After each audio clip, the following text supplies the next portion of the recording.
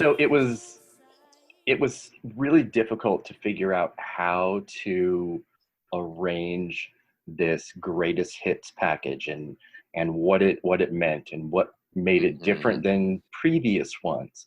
And I started making just a list of like all dance tracks. So the whole album was only like dance tracks. Oh, wow. Well, if that's your album, we're gonna have very different But albums. it's not. It's completely not that now. That's just kind of what I was going when we decided to do this concept of a bonus episode of Talking Madonna. I was like, how do I want to do this? Do I want to make this? She already has like, ballad greatest hits, and how do I feel about most of her ballads, which isn't as great as a lot of other people.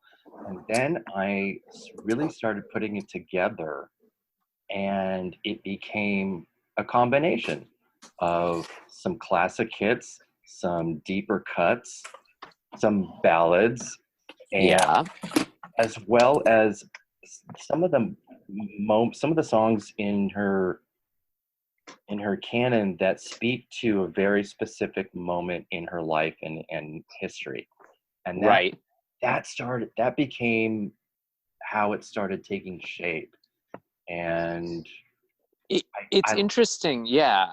It, for me, one thing I struggled with, and I think as we discussed the albums, album by album chronologically, we would zero in sometimes on what our favorite songs were. And in some cases, my favorite songs didn't make the cut, which was very painful when we were, as I was constructing my, when selecting one from each album, because I feel like it's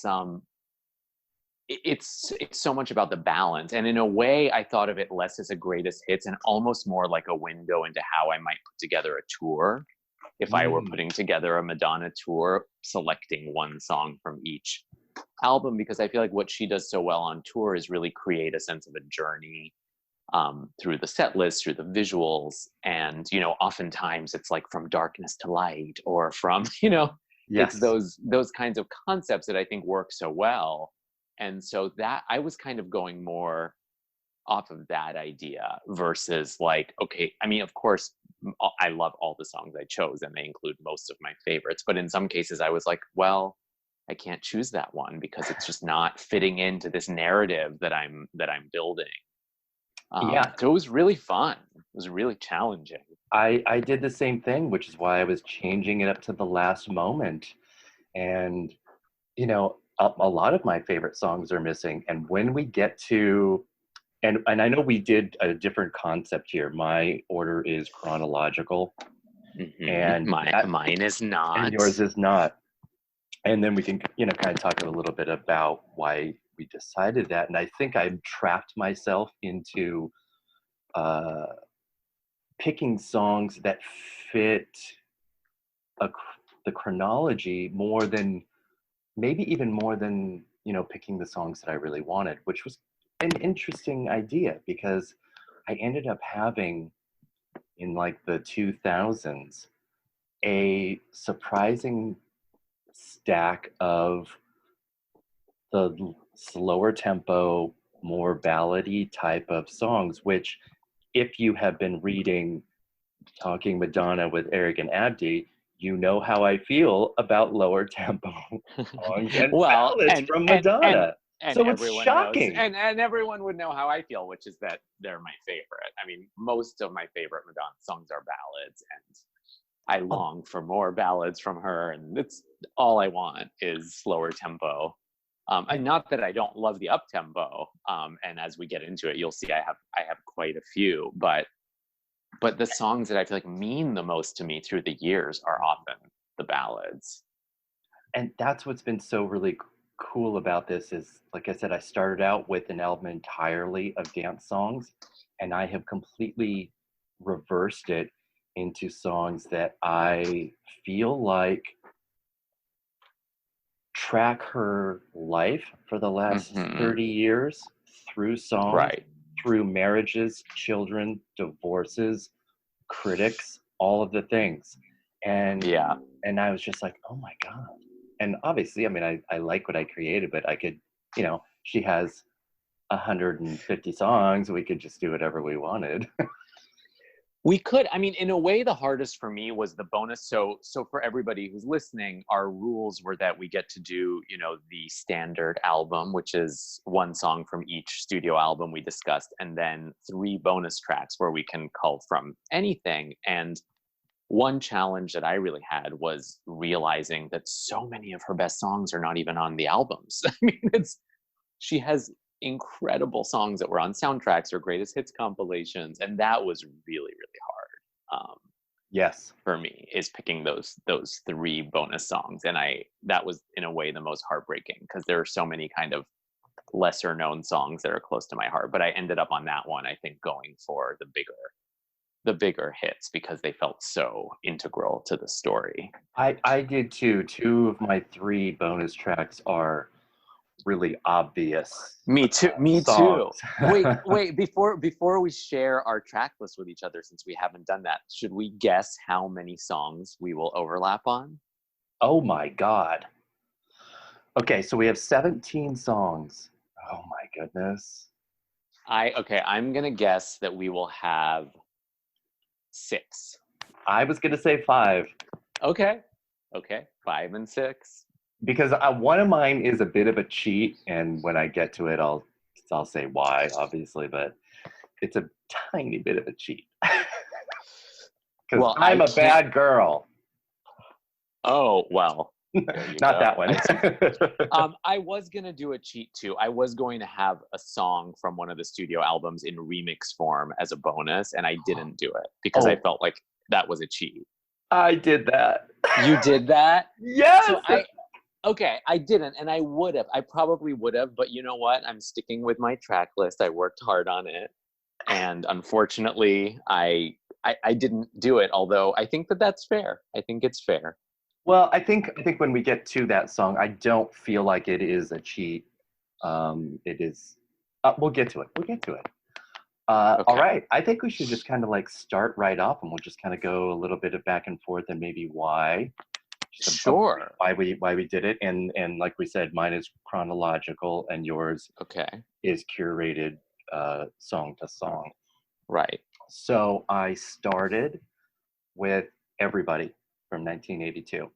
And the reason I started with this is because even though I like Holiday and Burning Up as like all-timers, I wanted to start from the literal beginning for her. And that actually did not change from the whole dance album concept that I had.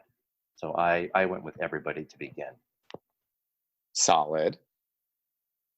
Do you want to go through yours entirely, or should we go song for song? I think we should go song for song. Okay. So I started with Like a Prayer. And this was very, very hard because I think in an emotional way, Keep It Together is probably my favorite Madonna song of all time. It just means a lot to me.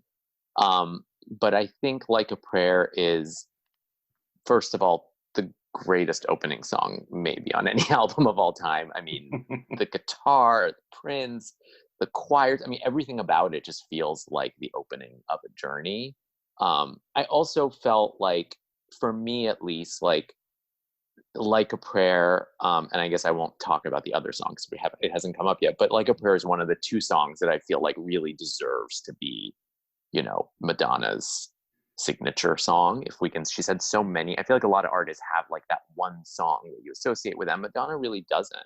She has like, a smattering of them. And I think Like a Prayer is one of the most deserving. And then also, obviously, I wrote a novel, which is the thing I'm proudest of in the whole world that I've ever worked on. And it's called Like a Love Story. And, the whole narrative takes place in 1989. And the Like a Prayer album is incredibly crucial to the storytelling. So it felt like I had to start with Like a Prayer. And I love that. Yeah. So I feel very good about this choice. And it just feels to me like very much like the beginning of a journey that I'll take the listener on.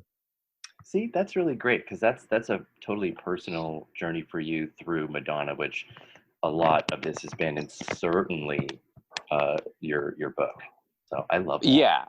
Yeah, it really is. And I think I think what's so great about her discography is that we can each bring so much of ourselves to it. It really like has different access points. It does. All right. What is your second track? My second track, this I think this may be a surprise, is Rebel Heart. Um, did you? Yeah. Well, so I think, and the way that I started is I wanted to right up front, like after like a prayer opens you up and says, okay, like we're in a world of like choirs and religion and sex and questioning and, you know, massive pop production. I wanted to just have a song that lays out who she is. And I feel like although there are songs I love on the Rebel Heart album that I, you know, like Ghost Town, I really struggled with not including. I just feel like Rebel Heart just lays out who she is, you know, obviously the rebel in the heart, but also like her journey of going from somebody who sought attention to somebody who, you know, moved the message to a different place. And it felt like a really great song to have as a second track to just let the audience and the listeners know who this woman is. I love that you picked that when, you know, knowing how much Ghost Town is such a favorite for you. That's so cool. Yeah. What did you pick? So going chronologically next is going to the Like a Virgin album, and just obviously a lot of amazing tracks. But I opted for Dress You Up. Whoa! I'm literally not a song I was expecting to hear. I mean, I love it, but tell me. So this was the first Madonna tour I saw, obviously, because it was her first. And even though not a lot of the songs are that I have picked have their impression is not because of the tour, this is kind of one of them. This was, you know, even though I had been listening to her, this was such a introductory moment for me. I loved what she was wearing so much. I loved the vocals. Yeah. I loved the dance. It's a really, really fun song too. It is. And even though I think Angel and Material Girl are probably better songs, Angel might have been like where I would have gone instead, but I didn't want to do something obvious like Material Girl as much as I wanted to highlight a song that in 1985, so I would have been 14 at the time, I would say that a song titled Dress You Up spoke to me quite a bit, because I was deeply, deeply experimenting with clothes and gender and androgyny in a way that really that was who I was during my early high school years. So it was like Madonna and Boy George, and that was that was everything I did for the first 2 years. So Dress You Up. Yeah, I get it. And Dress You Up was a song that I remember more than almost any other Madonna song. Me and my cousins would like sit in front of the radio waiting for them to play it. It was like it really did speak to me when I was young. It's interesting that you say that, and I think that idea of like dressing yourself up has become so important to her through the years. I mean, the idea of reinvention and of being able to invent yourself, like you're saying. And I was the same when I was young. Fashion was really a way for me to play with my own identity and figure out who I was. Absolutely. So now I like that. Okay, so what did you pick as your third? My third is my first bonus track, and it's right off of the heels of this, actually, and it's Into the Groove. Yeah. There is no playlist or anything in my existence that does not include Into the Groove. It it should have been like a #1 hit for 10 weeks. 100%. In the UK, it was. Yes. Coming from Desperately Seeking Susan, which is a fantastic performance from her and just an amazingly fun film. There is, I don't think, any dance track that she has that will get me there faster than Into the Groove. Yeah. I think it is perfect. When she does dance songs that are pure dance and about dancing and pretty much nothing else, that's it. My eyes are Yeah. closed and that's it. I am in it. Yeah. I'm not arguing with it, as you will discover soon enough. Good. Good. I like that. So, Where are so, you? so on my third song, so the way that I structured it is, I started with obviously Like a Prayer and Rebel Heart. And now I think we're going to go into a slightly experimental section for me, as I think we've discussed. Maybe my favorite of all her collaborators is Mir Weiss, who, Mm-hmm. she worked on Music and American Life and Madam X with. And so my third song is Paradise Not For Me, which is really a top 5 Madonna song for me. And I think it is maybe the apex of her like leaning into her, merging of like pop and art, and it's very Kate Bushy, and it's very experimental, and it just like takes me to lots of places. And I think it's her, I mean, the lyrics there actually aren't that many lyrics, even though it's a very long song, but like I feel like they deal in a very personal way with identity and aging. And I think it's just a song that goes to places that she often doesn't go. And I felt like it would be a really interesting song to put early in the album to signal that this is not just like, I think one thing about Madonna for me is like, oftentimes I feel like people peg her into like a singles artist or a pop star. Like she just does this. She's the queen of dance music. And I'm like, of course she's all those things, but she also makes really experimental, wonderful turns in her albums. And that's why I wanted to have this early on. I love that song, and that era for her is probably my most difficult in making like the choice of Yeah. songs to pick. Yes. Because, Because those 90s and early 2000s albums are just perfect. So yeah, no, they really are, and there's so many obvious choices, but none of them are what I picked pretty much yeah. when we get Yeah. to there. Yeah. I'm excited. My next is from the True Blue era, and I mean, this is packed with #1 songs and top 3 songs and dance songs, and I went for Live to Tell. And that was for me a great beginning turning point, as we discussed when we discussed the album, that she was always ahead of everybody trying to peg who she was, and like you just said. Mm-hmm. So this, makeup free farm girl, look and feel was such an epic moment, because this is when we really knew that she was always going to be ahead of us. And Yeah.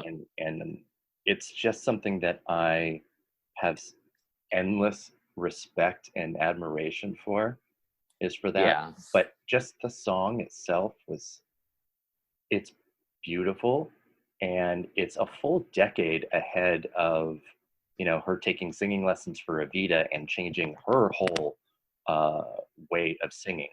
But this was such a great precursor to that she was going to be able to do that. I know. Mm, I know. It's brilliant. I love that song. I love that song.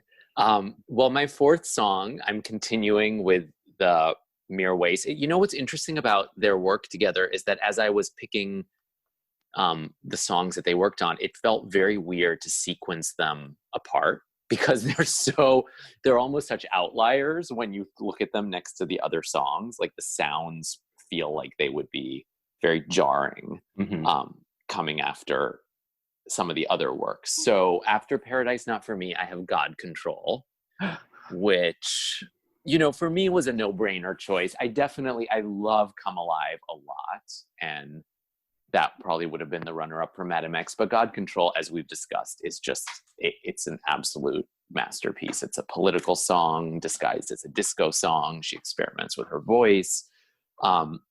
And I just felt like, again, putting it early on the album felt like, just like it comes early on Madam X, it just signals whoever is listening to this imaginary album that I'm creating, it just signals that this is a woman with a lot on her mind who has things to say. And yes, she's going to take you to the dance floor and help you forget administration bills and loans, but she's also going to she's also going to make you look at society and what's crazy about it, and sometimes she's going to make you do that while you're dancing, which is what she does on God Control. So yeah, so I'm very happy to have this song.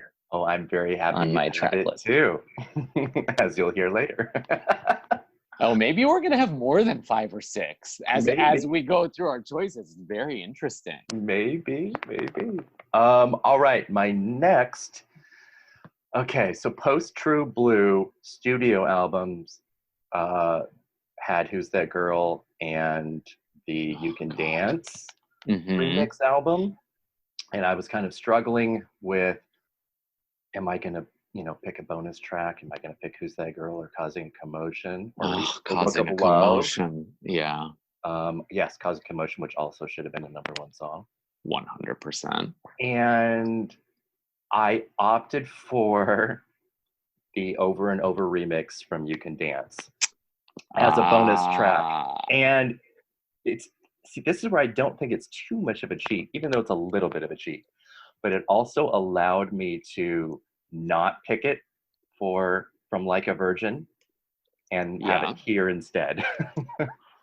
I mean, again, this is also a song that's on like virtually every playlist that I have. So if I am working out or cleaning the house, this is on all the time. Mm-hmm.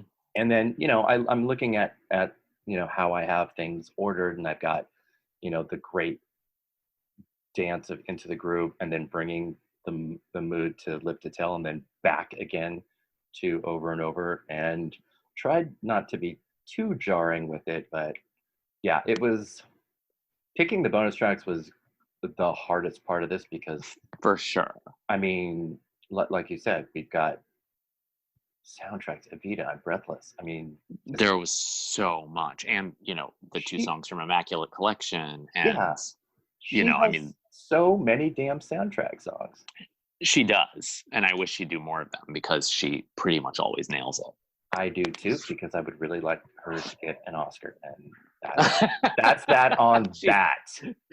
I think she's sadly, I mean, yeah. I know. The Academy has really screwed her over and over and over again, as we talk about over and over. As we talk about over and over. Yeah, so, yeah. All right, where are you next? One. So next, I finished my Mere Ways trilogy. Now we had Paradise, Not For Me, and God Control, and I take us into Nobody Knows Me. Yes.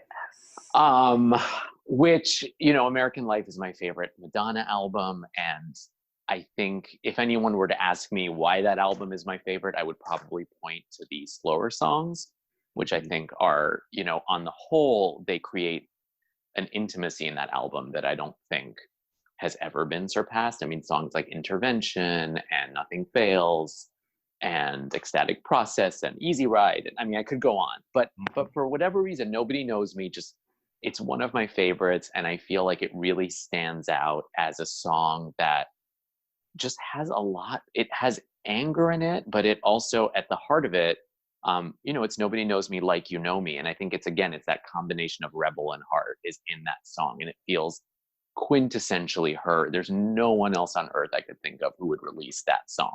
Mm-hmm. And so it just felt like it needed to be included. I love it. I mean, again, like I said, when I get to that section, that it was so incredibly difficult picking. So hard. Yeah. So hard. And I guess one thing to say also about making these selections, and maybe people will play along with us and do their own versions, but the thing that struck me about Nobody Knows Me and why I chose it is there were no songs necessarily like that on other albums to choose. Whereas, looking at a song like Intervention, which I'm obsessed with, there are versions of intervention type songs on Mm-hmm. other albums. And so it felt like Nobody Knows Me. You know, some of the songs I chose because they felt like completely unique. And I'm like, okay, well, I can't find this mood on any other album. So it's There you going go. on. There you go. That's perfect. So my next is, I guess, would be the first where we have aligned, and that is Like a Prayer from Like a Prayer. Yay! I mean, again, another like almost flawless album with just Yeah. hits and hits and hits and great fun non-hits that are really cool. I mean, come on, Act of Contrition. That's a crazy fucking great Well, song. yeah, Till Death Do Us Part. I mean, my God. Exactly. But it was impossible for me to not go with this for all the reasons that you said. It's a career marking point for her, and there was no way that I couldn't pick it. I barely know what else to say than that, because Yeah. I would have felt just like, how could you skip this? Yes, there are great It's deep cuts, but come on. it really, it's funny when you're a fan of an artist, it's very easy to align yourself with the deep cuts because you inevitably get like annoyed by the way, certain songs become overplayed on tours, or the way, certain Hmm. members of the public only seem to know those songs and don't even, understand the breadth of the work. But yeah, I agree with you. Like a Prayer is one of those songs that you cannot argue with. It's perfectly written, perfectly executed, meaningful, change society. I mean, it's like, Hmm. I don't know what else you can ask for. Yeah, I also really love too that it marks a jumping off point where we saw in the rest of her career her drawing back on this song, on themes, Yeah. on choruses, and sometimes using actually Like a Prayer in a lyric. So Mhm. what it means to Sure. her is a lot. So that inevitably means a lot to me too. Yeah. Yeah. Absolutely. Okay. All right. So now I have finished my Mirror Waste trilogy, and I enter, I guess, what I would call the fun section or the dance section Love it. of my album. And we're gonna have some overlap. I'm gonna start with one of my bonus tracks, Into the Groove, Yes. which, I mean, again, like you said, I think when Madonna does pure dance, it's magical, and I think she understands that the dance floor is a place where people escape um what's difficult about their lives, whatever that means. And her dance music was being created at the beginning of the AIDS epidemic in this country, and she was intimately affected by it. And even in a song like Into the Groove, which I think just creates such pure joy, like there's a sense, there's still a melancholy underneath it. I mean, when she says only when I'm dancing can I feel this free, it implies that when she's not dancing, she doesn't feel that free, that there are forces outside the dance floor taking people's freedoms away. And I feel like there's something about her dance music, because there's a lot of dance music, to be quite honest, that I don't love. And I feel like there's something about her dance music that always feels like it has weight and meaning. And Into the Groove is perfect. It's like it acknowledges emotion, and yet it just frees you to be happy and joyful. I love it. I think It should. yeah, I think what's fascinating about this song and what you just said about the freedom of the dance floor is obviously what it meant in 1985 in that moment. And then when Yeah. you juxtapose it with God Control and Yeah. what happened on a dance floor that inspired that song, Yeah. really kind of just, I don't know. It speaks to a loss of innocence of time, and Yeah. I think that It's makes something like Into Groove so important and integral to her history.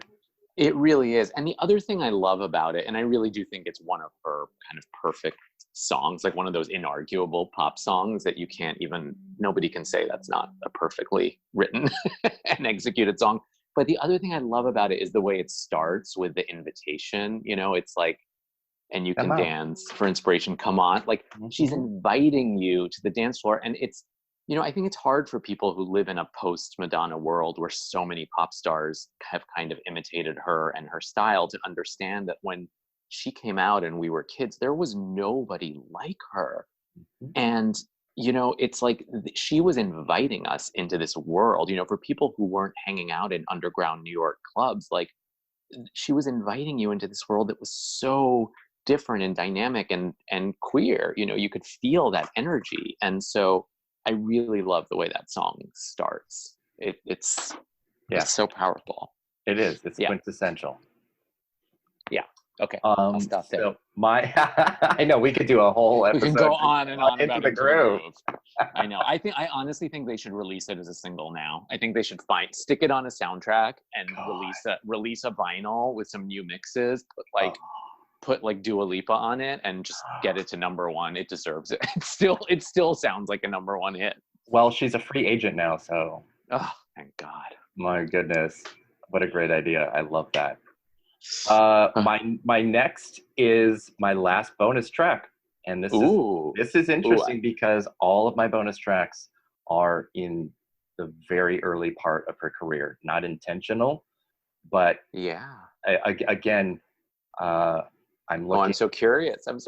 I know, because so this period was the I'm Breathless soundtrack and the Immaculate Collection Greatest Hits album, and this was tougher than I would have expected, and I almost don't know how I feel about picking the song that I picked, because it's an obvious song, but at the same time, sort of like a prayer, I couldn't figure out how to curate this without this song, and it's I Vogue. assume it's Vogue.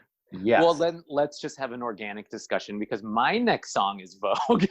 Oh my God, that's perfect. And we're aligning in the same space, in the same. We're aligning. Isn't that interesting? In the same exact place on the album, even though you went chronological and I went. I love it. Not. Yeah. I love it. This is a song, again, sort of like lots of points in her career that really, really speak to a generation, a time, a group of people. It is inviting her fans at large into a world and a culture that they probably were not familiar with. And it's something that she's done quite a bit, and which I always love. And yeah, it's really funny because this is on, the I'm Breathless soundtrack essentially, and it's nothing like anything on there. It's kind of just like popped in there. Yeah. Because it was, for those who don't know, it was written as a B-side to keep it together, right? Yeah, it's crazy. Which is crazy. I mean, it's absolutely crazy. I think that Vogue was going to be a B-side to an album track. Yeah, I can't. Although if they did, the funny thing is, in that alternative world, Keep It Together would probably be a #1 hit, because I think a lot of the reason Angel went so high in the US is because Into the Groove was its B-side, right? That's exactly why, right. And I think that's why people, even like fans, are surprised to remember or see that Angel was a top 5 song. Right. And it's a great deserved song. Yes. But Into the Groove certainly propelled it by being on the record. Gosh, I'm just getting so nostalgic thinking about the whole concept of a B-side track right now. Oh God, I know. Do the kids even know what that means? I don't think so. Yeah, well, I think they do. I mean, you think about somebody like Taylor Swift, who included, one. I mean, I guess it's not a B-side. I guess it is a B-side. Like, she included a song called "The Lakes" on all the vinyl and I think CD copies of her new album, and that's the way you get it. So I think I think the concept is out there.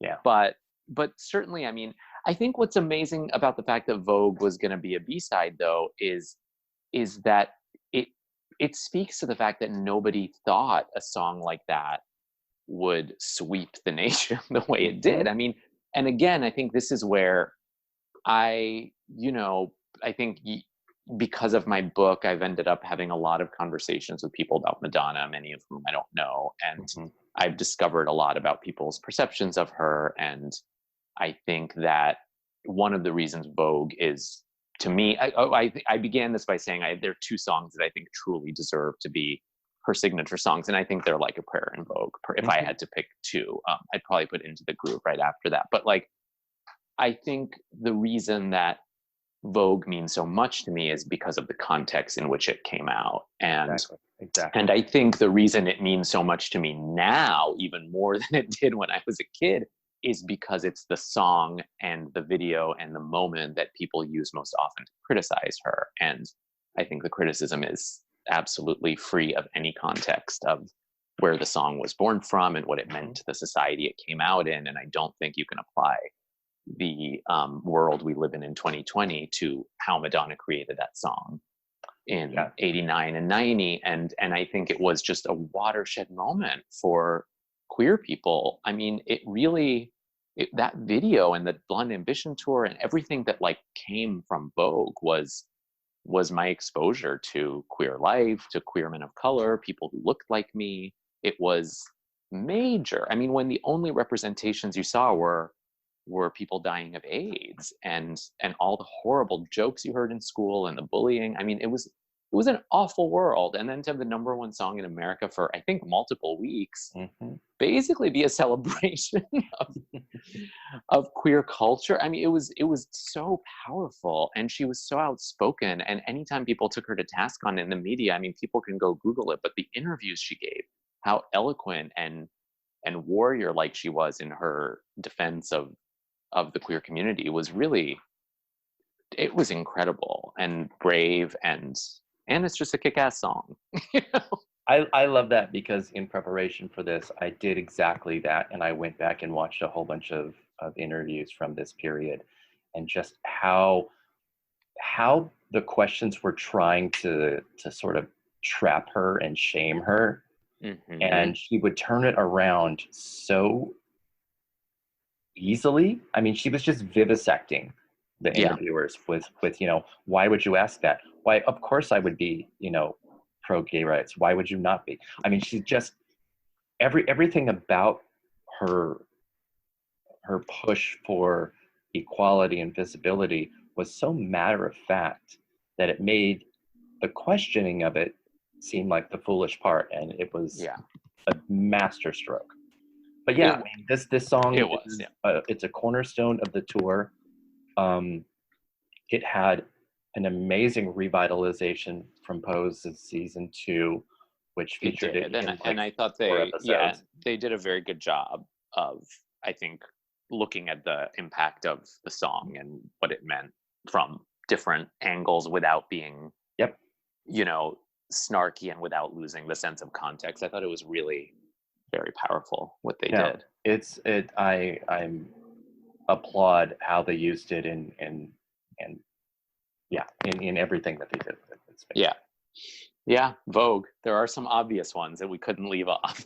Yes. All right. So okay, God, we both picked it. So whose turn is it? Is it my turn or is it your turn? I don't I know think it's who's my been. turn Go. because What because do you I have started with next? this and then it was also Right. yours. That's right. All That's right, right. cool. All right, we are into the erotica era. Oh my God. Ooh. And I'm gonna feel like such a basic bitch, but I went with Bad Girl, and I don't know how much of this is influenced by how much I love the video and her in it, but it might be a little bit. I do like her toying with um, perceptions again, and the look actually calls back so much to Live to Tell that it's like Hmm. if the girl from Live to Tell left the farm and went to the city, but sort of she kept the facade, but inside she had really kind of become someone that she didn't want to become. I love that. And so I like them. I like the juxtaposition of the two together, but it's just also it's a gorgeous song, and this is an album full of like deep house disco, and where life begins, and so many great tracks. It's just an all-timer album. It But is. I this second half of my picks really go into how she feels about herself, how she feels that other people see her, Yeah. and that became the narrative of kind of like the rest of, and you'll see that as I reveal my picks, um, of where she felt she was in her career. But this is just also a Hmm. gorgeous, gorgeous ballad. It's beautiful. Yeah. Yes. We'll be talking more about it soon. Oh my god, yes. Well, I so off of Into the Groove and Vogue for me, one thing that we discussed a lot in our album discussions is that Madonna has a whole string of songs that are really about her survival, her ambition, about getting up again. And I love those songs. I think what Madonna meant for so many of us is that inspiration. I think a lot of the people who were, her fans, especially obviously the queer fans, like she really inspired us to, get back up when the world was telling us, trying to kick us down and telling us that we were worthless. So I have a string of those songs coming up in my dance section. And the first of them is Give It to Me, which it's interesting. I mean, of all the albums, I feel like Hard Candy is probably the one that was it was in a way like the hardest to pick a song from, because it felt like I still maintain this. I think Hard Candy is the least Madonna album of all her albums. Like it doesn't sound to me like a Madonna album. And so as I was looking at it, I was like, like in a way everything flows. But I do feel like Give It to Me, it, it's exactly like so many of her previous songs that are about her drive and how you'll never turn the lights out on her. And I just love that about her. I love that she's still going. I love that it doesn't matter how many people criticize her, that she still speaks her mind and takes risks. And yeah, so that's my pick. I love it. I love that song. And you're right. Hard Candy is just it's such an outlier feeling, even Yeah, though it's there's an some great outlier. Yeah. tracks. Oh, Yeah. there Yeah. are, and I think it's aged. I like it better now. Like I think it's aged pretty well. But it's not, to me. It's not that Hard Candy is not a great album, which I actually think it is. It's just that it doesn't sound like a pure Madonna album, which is what most of us want from her. Yeah, definitely. All right. My next choice comes from Bedtime Stories, which is Oh, 1994. And best. again, another completely brilliant, gorgeous album with very diverse songs, because you Yeah. got the R&B, like Janet Jackson-y stuff like Secret and Survival, the crazy Bjork song. um, and so this was tough, and actually it gets really tough for me after Mm-hmm. this. And this is where, like I mentioned a bit ago, where I kind of go into my narrative of this chronology, and that is the songs that are a response to other things, Mm-hmm. to outliers, not necessarily about love and dancing and those kind of things, but pretty specific uh, to her and about her. And so I chose Human Nature, Yeah. and this was very clearly the response to the sex book and to the just the sexuality that she presents, and again that it is talked about in a way that kind of just removes her agency from it. And so Mm-hmm. she is constantly having to battle to regain that and respond to it. And I love that she does. I love that she does not take shit. Yeah. And she will come correct. and and she will demand uh, the proper respect. And I love this song. It's a great video, obviously, Oh, but it is one of the most quotable. It is an empowering song too, because even though it's very specifically about her experience, you know, I can say I'm not your bitch to anybody that gives me any shit yeah, anytime. yeah. So And she clearly loves the song. She keeps playing it on tours, even though it wasn't a giant hit for her, which is yeah, says so much. yeah, I love that she does that a lot. She does have those songs that you know are her favorites, and even if they're Human not, Nature, I Candy know, Shop. exactly. Even if they're not, you know, a fan favorite, like I mentioned before, if it's something that means a lot to her, then it means a lot to me. Yes, I'm with you on that, and I absolutely love Human Nature too. Yeah. Okay. Okay, so next, after Give It to Me, I have Burning Up, which, Oh my God. yeah, I mean, look, the first album is just full of fantastic songs, but again, to me, Burning Up, it feels like it as an introduction to her. It's so quintessentially her. Um, it's just like all about how she's different than other people. She has no shame. She is going to like go after what she wants in a way that is both like true to herself and brazen. And I don't know. It just, to me, it stood out on that album as a track that really like spoke to the core of who she was, and I felt it fit really nicely with some of these other songs we talked about, like Give It to Me, which have this sense of drive to them that I find just really, really powerful. And for Burning Up, quite literally that. Quite literally, yeah. It's great. It's great, and I think it's also a song that, like, it's interesting. Obviously they did it on RuPaul's Drag Race recently, I think, as a lip sync song, and it worked really well. And it's a song that, like, when I go, like, there's an amazing party here called Madonna Summer where they play nothing but Madonna and Donna Summer. It's my dream come true, Mhm. basically. But Burning Up is one of those songs that, like, when it comes on, it sounds like it could have been made now. Like, there's something so just current still about it. Like, I think it's just a song that really stands the test of time.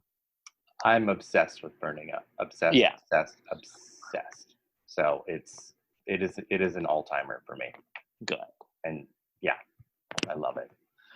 Oh my God, this gets so difficult. All right, so post bedtime stories, we had the Something to Remember album that had Love Don't Live Mhm. Here Anymore. We had the Evita soundtrack, which is just chock full of perfection, and the Ray of Light album, which is, as we've mentioned, I believe is the actual real turning point in her life and her career, Mhm. and also a no skip album. It is flawless. 100%. Um, and going with the narrative that I had created for myself, and I'm picking Drown World Substitute for Love. Oh God, yeah, it's such a Because great song. this is a song about Lourdes. This is about her first child, and this was, you know, this is post Evita. This is post birth. This is post those singing lessons, which are really on display here. And again, this is a little influenced by the video too. This is right after Princess Diana's death, and that video Yeah, was a response to that as well. And this is a song, and she tackles this subject a lot from kind of this point on, and that's about the nature of fame. And a lot of artists do that. She is an artist who absolutely is under microscopes all the yeah. time. And she chose to talk about that entirely in the context of of her child and of Mhm. motherhood. And I, oh my God, I can listen to this song every day. I, I get, it's just so emotional. It's so when when Yeah.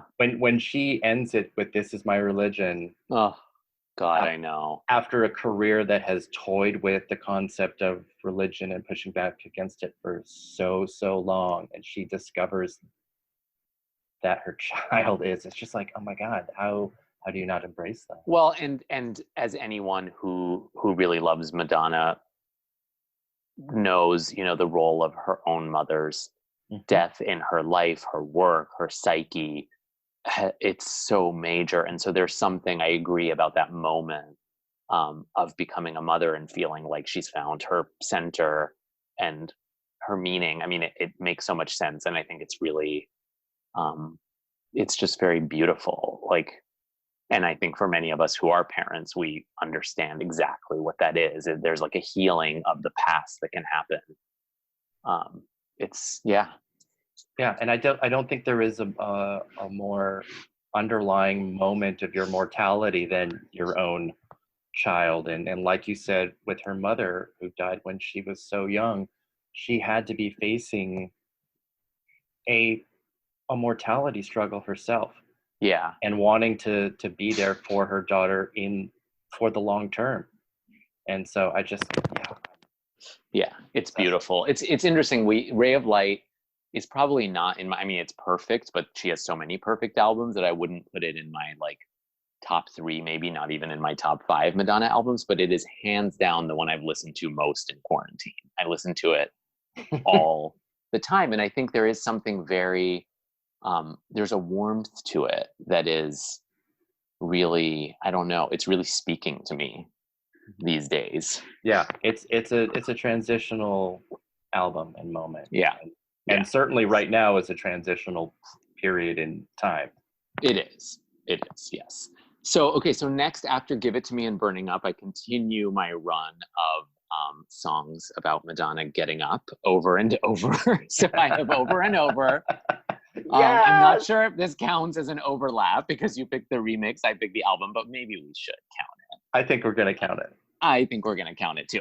I mean, look, I think this is my hands down favorite from Like a Virgin. It is I think it's a song on Like a Virgin that feels most her, to be honest. I think, I think we discussed this in our album discussion, but I feel like a Virgin and Material Girl, despite being these massive, wonderful pop songs that, created everything that allowed her to then take the risks she took after. To me, at least, they don't feel as much her, and she didn't have as much of a hand in writing them. Hmm. I feel like there's something about Over and Over that just feels like this is who she is. This is one of her kind of manifestos in song. And she's proven it.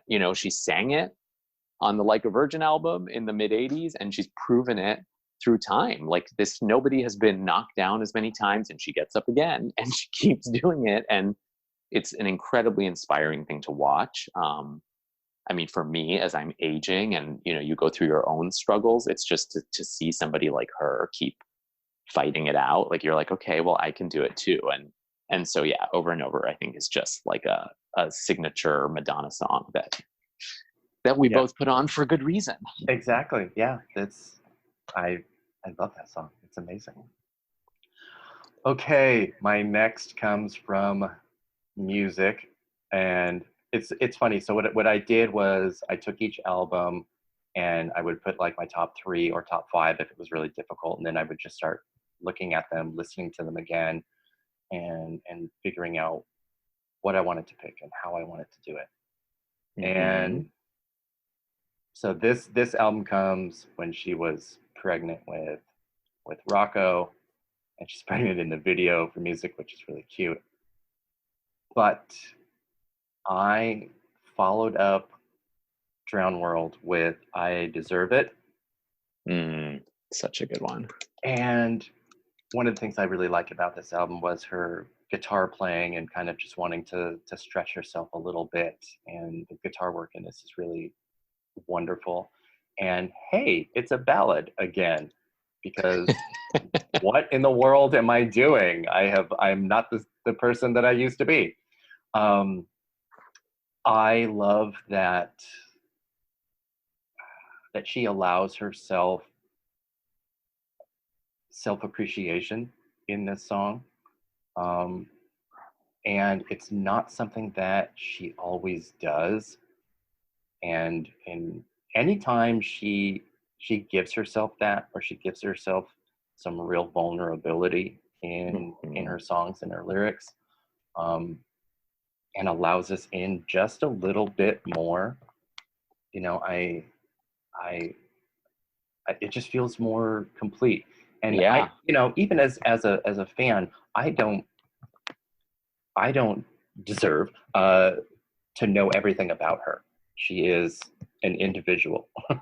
I am an individual. I don't need to know every single thing. It's not my right. Hmm. But what she gives us is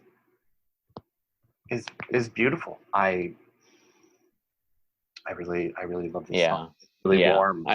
I love it too. I love it too. And it speaks to how good that album is that neither of us even picked the hits, you know, music or Don't Tell Me. I mean, Hmm. it's a fantastic album. I was really close to picking What It Feels Like for a Girl. Oh yeah, and What It Feels Like. My God, I mean, that album has so many great songs. Yeah, but I would have had to cheat on that and pick the video version. So I didn't. Oh, interesting. God, I prefer the album version a lot.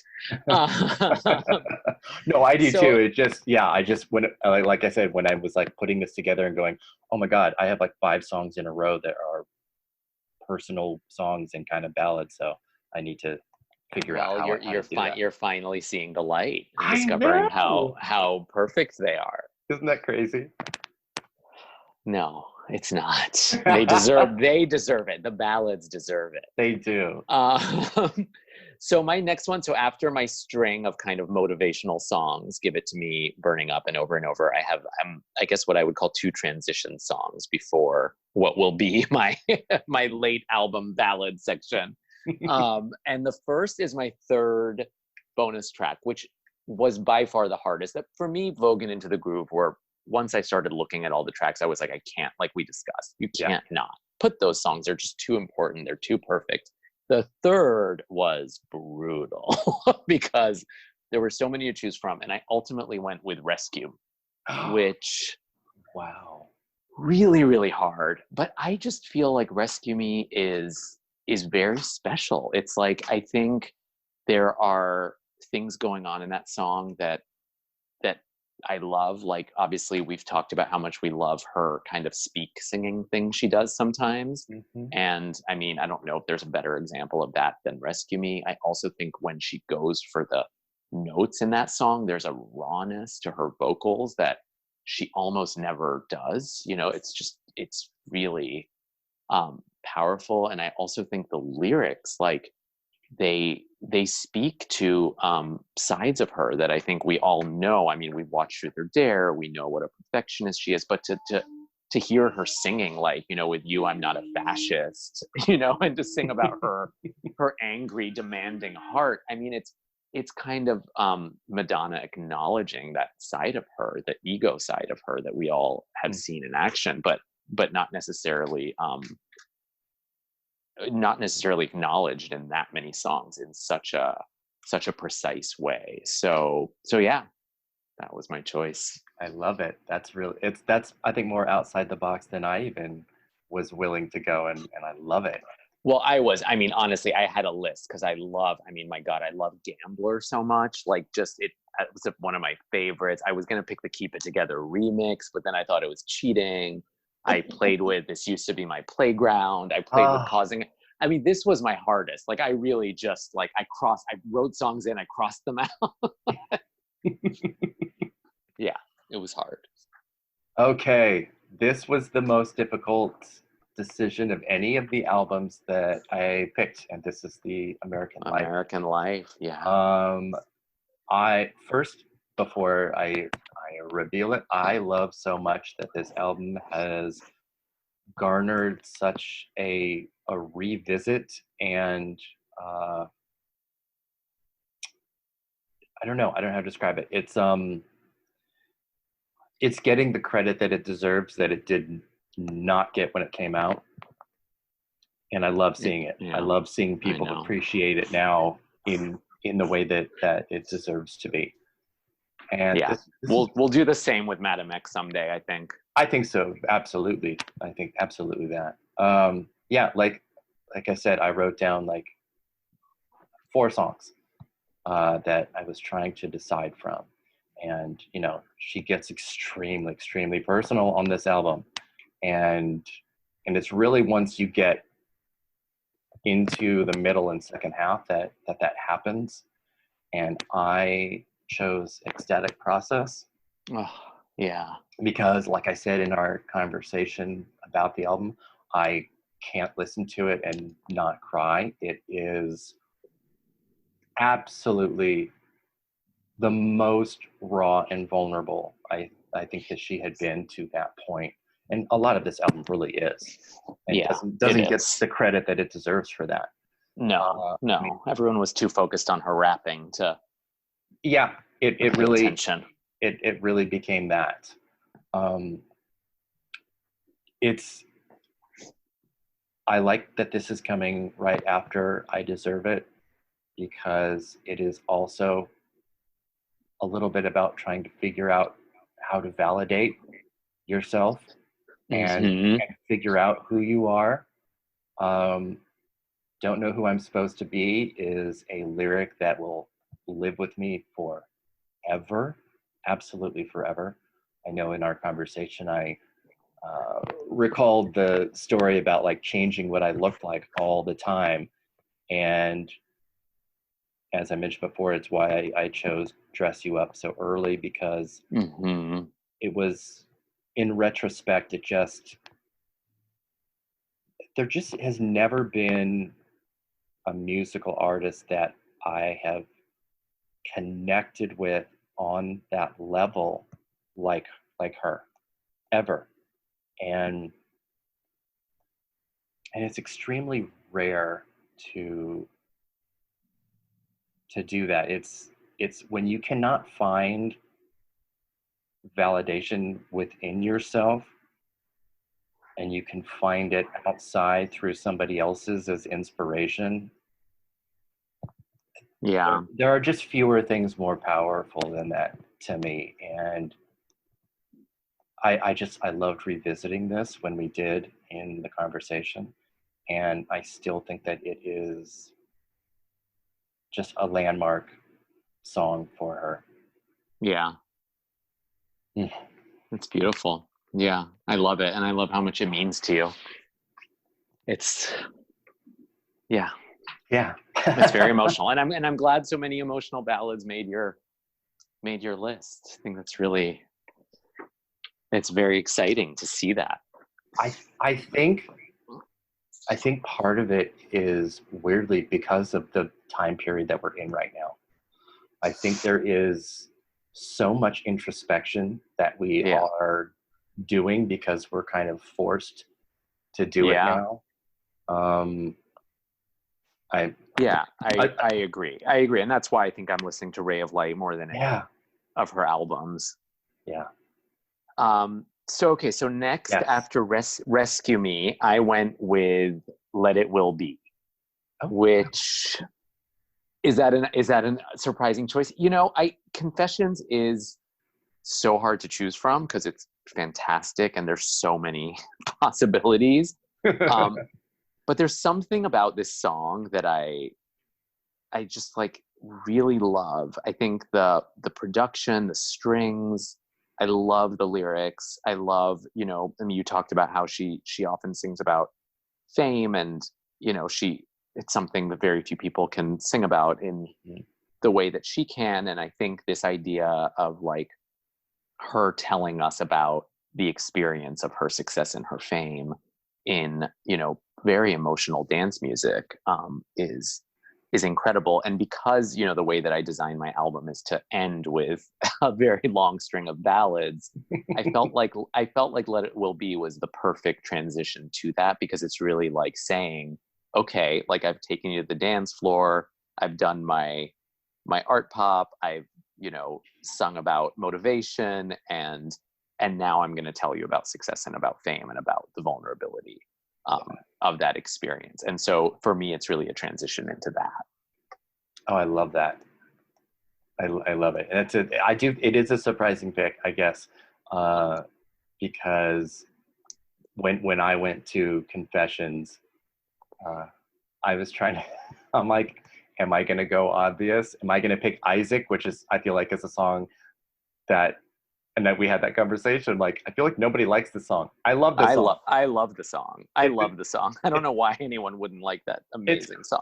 it's a great song. It has just that whirling dervish element of it, like bedtime story. And I'm just like, oh my god, I love this damn song. So wait, what did you pick? Because you're on Confessions now, I'm right? on confessions, but I I went obvious and I went with hung up because again this is actually the song that breaks up this uh, little period right here of introspection Mm-hmm. songs that she's got and songs that are about what's going on for her. But Hung Up kind of is a little bit too, because she was really licking her wounds from American life, and it was, such a sales failure for her. And then she comes back with Confessions, which just sold millions and millions Yeah. of copies. But it was also, looking at it, from the outside, her fans were just not ready for something like American Life, and they were like, "That's great, Madonna. What we really want is dance songs from you." Right. And this is, and I like both, but my love of this song is relentless. It's I think I also partially picked it because I think it deserved better than it got in the United States. It's still the record holder for being number one in the most countries in Wow. the I didn't know world. that. Still 41. That is incredible, but not the United States, No, sadly. it only hit number seven. I know. It doesn't make any sense. The use of ABBA was great because she didn't do a whole lot of sampling. Yeah. So this was a really unique thing. I detailed just sort of a little bit of my personal memory of ABBA in our conversation, because my mom would play ABBA all the time when I was really young. So it was really my first memory of music. Yeah. And so to introduce this song with it, and this album with it, uh, just was like, it was nostalgia for me, Yeah. as well as Yeah. just being just a goddamn incredible disco song. It's amazing. And for me, the ABBA of it all also, it's like a passing of the torch, because ABBA, especially at that point, they weren't letting a lot of people sample Mm-hmm. or cover their music. And so it really did feel like the natural kind of heiress to their, perfect pop dance music throne. I mean, I love ABBA so much, but Mm-hmm. it's really Madonna. I mean, she's just the queen when it comes I know. to that kind of music and continuing that tradition. So it was wonderful. All right. Okay, so now after Let It Will Be, I begin my ballad section, and we have some overlap. So I have Bad Girl, Yeah. and yeah, I mean, look, I think Bad Girl. It's funny because I didn't know how much people like the song, I guess, like until recently, where I feel like everyone seems to just talk about this song a lot more than I remember, because it wasn't. I mean, I was always obsessed with this song. Like, I loved the music video so much. I think, like many, you know, um, young people of my generation, I went through my phase of like partying a little too much and, flirting with self-destruction. I think the song really kind of captures that feeling of, Yes. going out and maybe not treating yourself as well as you should be treating yourself, and then kicking yourself a little bit, but then doing it again. And the song really, really captures that. And she performed it on SNL, which I actually got to go to as a young kid, which was wild to see her in that tiny little room playing a song I think she has never played live elsewhere. Mm. So it's just a song that means a lot to me, and I wasn't aware that it had the following it did, because it didn't do very well at the time. It was, for her, I can't remember where it charted, but I remember it being very low and being very angry at that time. Like, like when you're young and you actually care deeply. I guess I still care, but not the way I used to. But But Bad Girl to me was like, well, this has to be a massive hit, right? It's like so good. And then like nobody gives a shit about it. And you're like, wait, what? Like, so yeah, so to me it just felt like it had to be there. And I think it I think again, it's a song that like really very few people at that time would have sung or could have convincingly sung, but you really believed that Madonna was experiencing what she was singing about in erotica, that she was going to like deeper places in terms of exploring herself and singing about them. And I loved that. Yeah, absolutely. Absolutely. And, you know, she really deserves all the credit for making David Fincher a name. I'm just saying.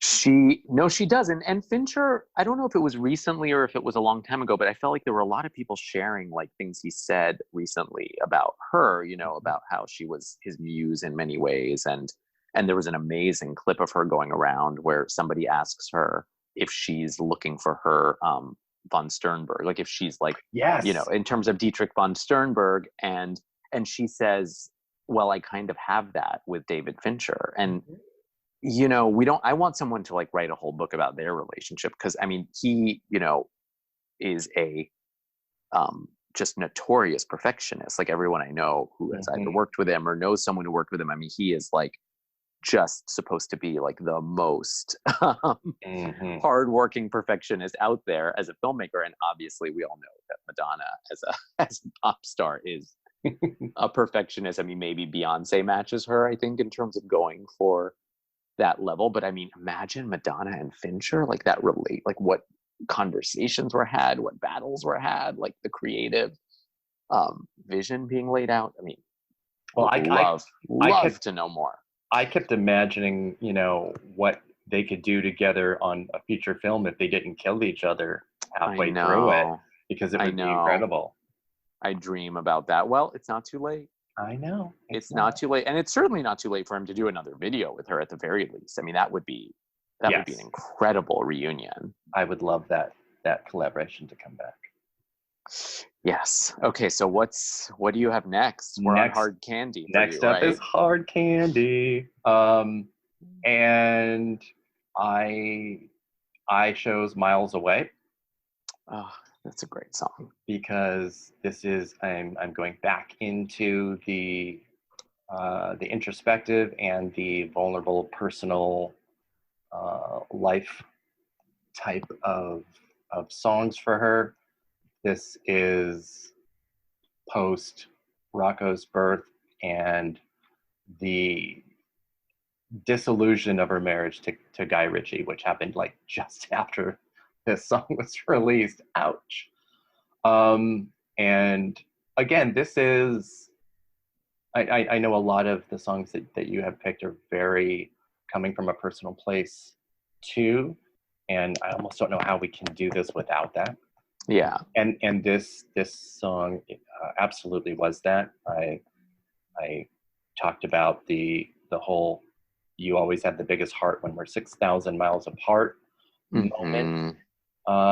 Because in the very early stages of my relationship to the man I'm married to now, it was a very long distance cross country relationship. And the concept of absence makes the heart grow fonder is a very nice way to say it, but it doesn't really encapsulate the sadness of it as well. And and that, you know, I would find myself not being extra nice, but being nicer because I felt like something was missing. And for this, that's obviously my interpretation and my feelings, but it's not really, I mean, the song is more about that separation is what really caused a rift. And you know, I was trying to come at this from is this separation a rift, or is this separation a test, you know, of where we are in our relationship. Right. But I just, but the song captures that, and I think that's I agree. It's a great song. It really it captures that feeling, and so many of us understand that that feeling, and it's beautiful. The melody's beautiful. She sings it so well. It's and another guitar song. It's a little bit of Spanish and just kind of hitting all the little things that she likes to do and did in this era. So I love it. Okay, so next, after Bad Girl, I have Love Tried to Welcome Me. And I definitely felt like Bedtime Stories was one of the hardest albums for me to choose from. It's definitely one of my favorites. It's one of the ones that I feel like I listen to the most, that I go back to the most. Like and it's also, I think, to me, one of her most consistent. Like, it's really just every single song is amazing. and like you said, there's a variety of moods. I mean, there's Human Nature is amazing. It's like there's Secret is just, like, to me, just undeniable. It also, for me, had the best remixes she's ever released. So I mean, I was tempted to go and pick one of the remixes from the era, but ultimately, I think for me, what makes that particular album so special is that there are these ballads on it that just break my heart and feel so raw and vulnerable. And I can still just, I don't know, I can just, like, feel that feeling I felt when I first heard them, that she was, like, exposing a new side of herself to us. And Love Tried to Welcome Me, to me, is like the quintessential one of those. It's just so moody, and it speaks, I think, to a loneliness at her core, which I think a lot of us can identify with, and that she would explore a lot more in future albums. But at that point, to me at least, it felt very revealing, and it still stands out to me among her ballads as one of the most moving. Oh my gosh, I love it. God, this is a very emotional part of both of this, because it's funny when ballads, and I'm in a introspective section of her career as well. So what do you have? You're on MDNA. I am on now. MDNA, which is an album that I really love, and I kind of toyed around with what I was going to pick because I love Girl Gone Wild. I am a forever apologist for Turn Up the Radio. Always, always, always, always. Yes, I am well aware. Forever. But I went for Falling Free. Because I think it might be her best vocals ever. She sings to a point where you can almost feel like her voice is going to crack or she's going to break at any moment. It's so right on the edge. And this is, coming after, at least on my list and time-wise, a little bit after Miles Away. So she's looking at this relationship with, we're free to go. Oh my God. It's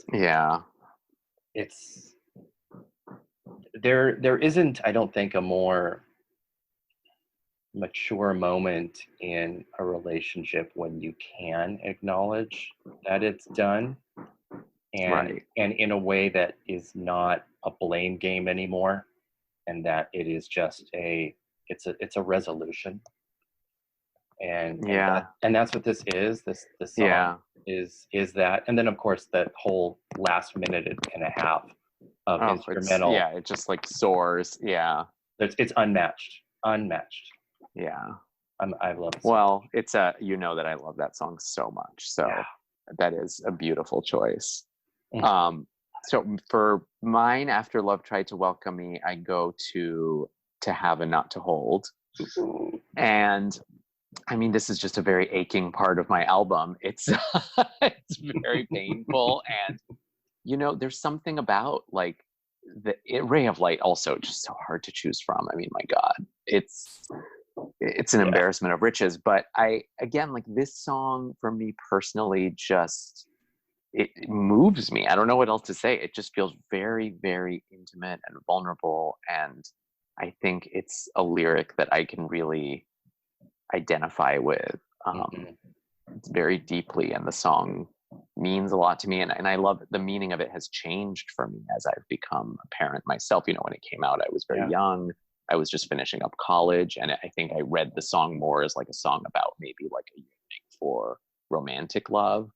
Um, but then as you become a parent and you really start to kind of understand that dynamic of like both both loving a child but also needing to let them be free and build their own identity, and it's like, I don't know, there's something about that song in particular that feels like it's coming from just this very complex emotional place that you can bring different things to it. Yeah, so Yeah. I love it. That's a really good deep cut. That's It's a great, yeah, it's a great deep cut. And Ray, that era, I mean, that's what I was saying, the 90s and the early 2000s, it's like every deep cut is perfect. Like, it's not a bad song you could pick. Not that there yes. are that many on the other ones, but those are just, just masterpieces in a row. Yes. Okay. We're entering Rebel Heart, and this is where I cheated, and you're gonna hate me. Oh, what did you do? I cheated big time with this. Did you choose like something from the Super Deluxe? Worse. I chose a demo Okay, because interesting. Which one? I chose the demo version of Wash All Over Me because Interesting. in Okay. as we end this with the last two, I wanted to pull out of the ballad introspection and move into where this curated album began, and that is with dance and with movement. Mm-hmm. And the demo version of Wash All Over Me is such an incredible, insane, like early 90s inspired, just New York dance masterpiece. It's amazing. I think it is such a fun, fantastic song. And it's so strangely diametrically opposed to the one that ended up on the album. And Mm-hmm. but I know it's a cheat. I know that it is. I accept it. I actually, as I think we discussed, prefer the album version, but I do like the Yes. demo too. And I just love the song. I mean, I think lyrically it's Yeah. gorgeous and personal and Yes. sweeping. And I think there are, you know, what I really don't understand about Rebel Heart is why some of those demos weren't cleaned up and released as remixes. Like release, you Mhm. know, I mean, release a vinyl for one of the singles and put Wash All Over Me and Rebel Heart demos on it as Exactly. remixes, and you know, then everyone's happy. You know? I would never stop playing it. Yeah, absolutely. Okay, so two songs to go for me. My second to Yes. last song is a song you know I'm obsessed with, and I know you don't like that much. It's Masterpiece. Oh yeah. Obviously, I love Falling Free too, so it was between those two songs on MDNA for me. But Masterpiece to me is, you know, maybe this is a controversial statement. I think it's the best song of her last four albums. I think it is just like, I love it. I love it so much. I think it's emotional and specific, and I think it's melodically just like enchanting. And I have yet to see the movie that it's associated with, and I think the reason that I will not watch it, I mean, it's funny because there were a bunch of Madonna movies I hadn't seen. I'm much more invested in her music. Yeah. And I've watched a few of them in quarantine. Like I finally watched Swept Away, and I finally watched Shanghai Surprise, which I'd never seen. Oh yeah. It's on HBO Max. It's on HBO Max. So, but I don't think I want to watch even though I've heard it's good. And I think one of the reasons I don't want to watch it is I just want Masterpiece to be mine. Like I don't want to associate Masterpiece with the story that it's associated with in the film, because I bring a lot of my own story to it. And when I listen to those lyrics, and to me, it very much falls in line with To Have and Not to Hold. Like it's something that I think she speaks about so well, that idea of loving someone and yet them sometimes feeling a little far from you at the same time, and that push and pull that I think is just very human. And yeah, I just think it's a really beautiful song. It is. I love that. I love it. And you don't need to see the movie to enjoy the song because Well, it's not yeah, in it. no, and sometimes when you do see a song, or especially if you hear a song for the first time and with the movie it's associated with, it's hard to get that out of your head. You know, you just like think of the song you think of the characters in the movie when you hear the song, and Mhm. I don't necessarily want that to happen here. That is absolutely fair. Okay. Well, this closes my album, and it's from Madame X, obviously, which just came Yes. out a year ago. And this is our freshest conversation that we had, and this was an incredibly difficult choice because I think there are just so many amazing songs on this. But I wanted to keep in line, like I said, by Mm-hmm. using dance and keeping that tempo up, but doing it also with a sense of responsibility in the era that Madonna is now, which is extremely uh,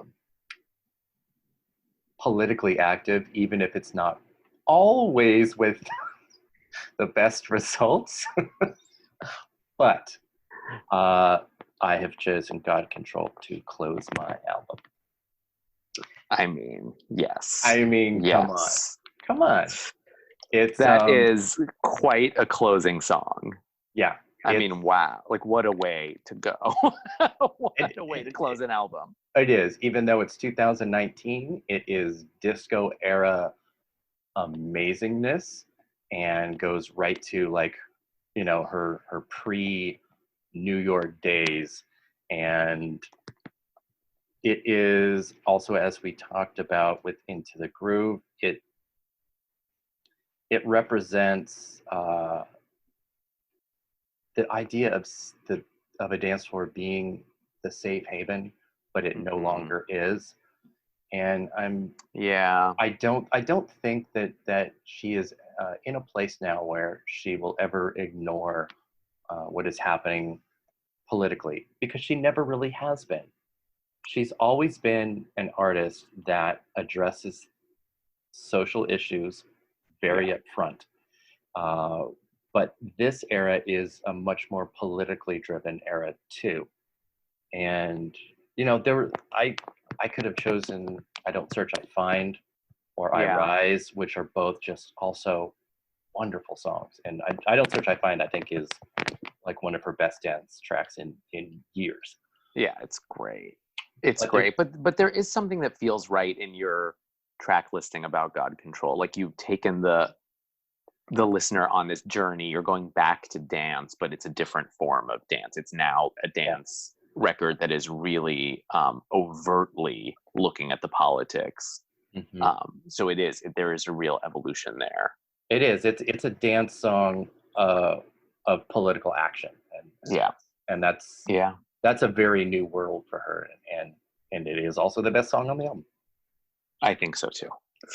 Well, I chose to close. I will reveal with my final choice that we were both wrong in terms of how many we share. We actually share more than either of us thought. My album closes with Live to Tell. Which was, I will say, I mean, for me, it was in some ways an obvious choice because I just love it so much that I think it's just, I can't even talk about how much I went very in depth on this one in our album conversation, but it was painful not to choose Open Your Heart, I will say, which I also think is a, landmark Madonna track that just has so much energy and meaning. And but ultimately I chose Live to Tell. I think it is possibly her best ballad. I felt like I wanted it at the end of the string of ballads. I also wanted it at the end of the album because, well, again, by the way, I haven't seen the movie it's associated with, which I'm very happy about, because as you know from our previous discussion on True Blue, I really bring my own Hmm. experience of this song. And, this song always felt to me like it was speaking directly to me in terms of, what so many people feel in terms of their own mortality, but certainly what many of us felt growing up when AIDS was at its worst, and feeling very vulnerable and feeling like, would we not live to tell our stories, especially at a time when I didn't know if I would ever even be out of the closet. Yeah. And so I that whole concept of living to tell, it's, to me, it touches on two things that I think are so important to her and to me, and to the reason that I care so much about her, which are, one, just the idea of survival, the idea of rising up no matter what kicks you down, which is in that word live. But then in the word tell, it's the idea of not just surviving, but actually telling your story, of the power of giving voice to people who were not being given a platform at that time. And we see that happening again now. And I think Madonna's always done that. She's been that, she's done that, she's shined a light on different people. And so I think, like, the reason I wanted it to close the album is because I think as an ending song, the message it's sending is, we need to keep living to tell. We need to keep surviving, telling our stories. And yeah, I can't think of a message that encapsulates, to me, what Madonna represents more than that. That's beautiful. I think it's a wonderful interpretation of that song, of that moment too. And I mean, if you were a queer person in the 80s, you did not know if you were going to live long enough to have a life, to even maybe come out to anybody other than yourself.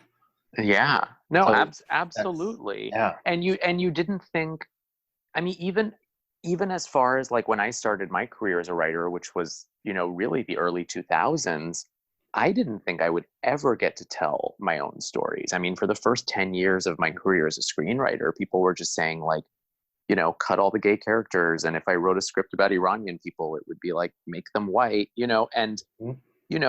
Even much deeper into my life, the idea of getting to it, the first step is really just making it through. Like, we didn't think we would survive, but then the second step is, like, who's going to let us actually tell our stories and speak and share things. And I think it's just, I don't know. It's just a song that, I mean, again, I know it was written for a movie. I don't even know what the movie's about. I've never seen it, but it's just a song that creates a whole narrative for me. And I know it's a beloved song. I think a lot of people love and respect it. And I don't understand how in fuck that song didn't win an Academy Award if it was in a movie. Yeah. Because it's just, I mean, could you imagine if that song was in a movie now? Like, I feel like now people Yeah. would take it a lot more seriously. But then again, the reason people would take it more seriously is because of Madonna, because she opened doors for, women making pop music to be taken more seriously. Like, it's hard to imagine, to me, that, like, songs like Live to Tell and, like, the Like a Prayer album really won no, prestigious awards from the music industry.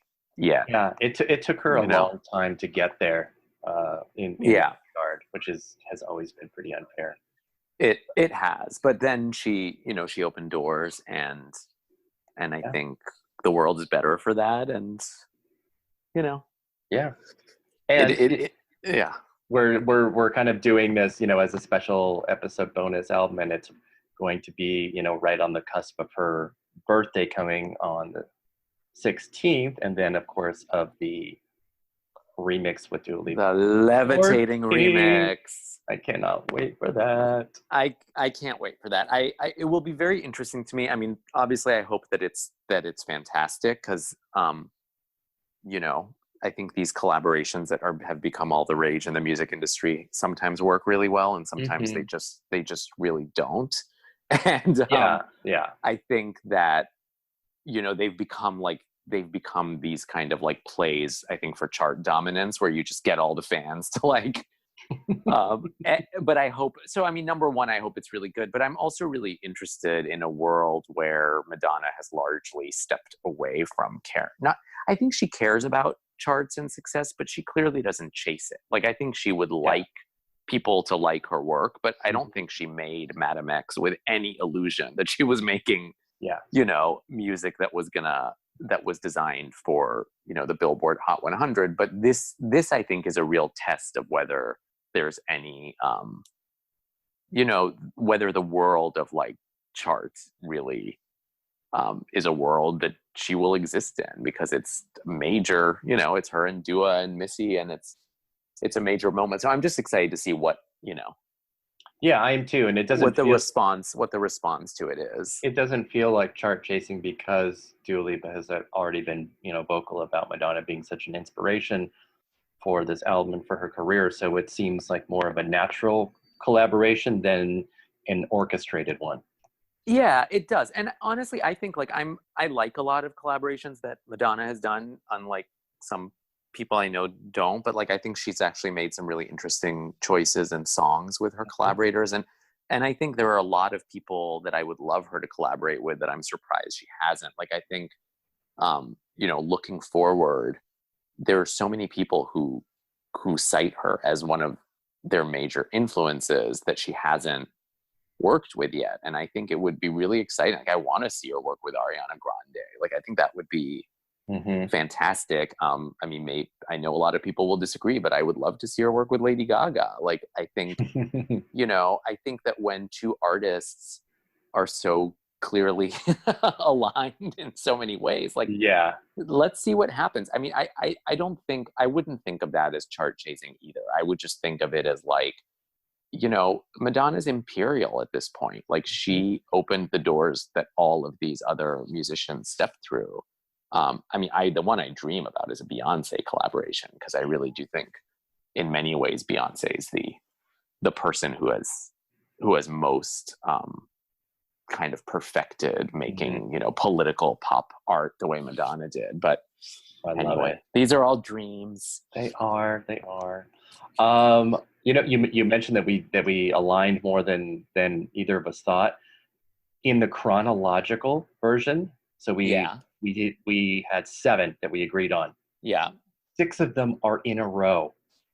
Oh, that's so interesting. Into the Groove, Live to Tell, Over and Over, Like a Prayer, Vogue, and Bad Girl. Wow. Isn't that wild? So if we had done both chronological, it would have looked a little funny. Well, I think that means we would have gotten along even better than we already do in the late 80s and early 90s. Oh my God. We would have been... Why didn't we meet then? I know. We would have been like at the hip. My goodness. Oh my God. This was so fun. I feel like... I'm so glad we did an audio version. What a fun exercise. Yeah, me too.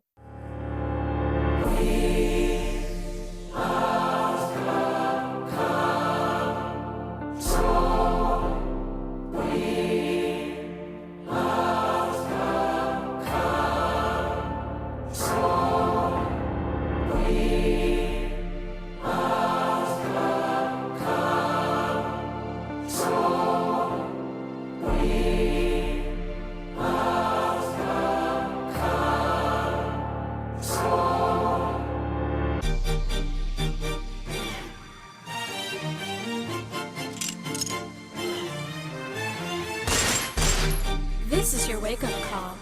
Unlike your nightmare, I'm here to start your day. This is your wake-up call. We don't have to fall. A new democracy. God and pornography.